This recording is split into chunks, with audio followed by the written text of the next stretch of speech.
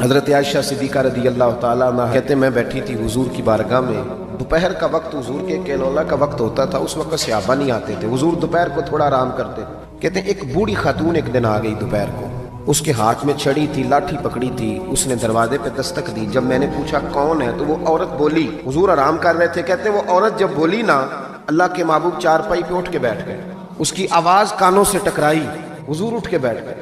دروازہ کھولا، وہ خاتون اندر آئی تو بڑی دنیا آتی تھی، اور جس انداز میں نبی پاک نے اس کا استقبال کیا ایسا کم ہوتا تھا۔ حضور کھڑے ہو گئے، پھر محبوب پاک نے بٹھایا، پھر حضور علیہ السلام کی میں آنکھوں کا حسن اور روشنی دیکھ کے اندازہ کر رہی تھی کہ اس کے آنے سے حضور بڑے ہی زیادہ خوش ہیں، نبی پاک بڑے خوش ہیں۔ اللہ کے محبوب نے کھجوریں دی، سرکہ دیا، دیر تک حضور ان کی باتیں سنتے رہے۔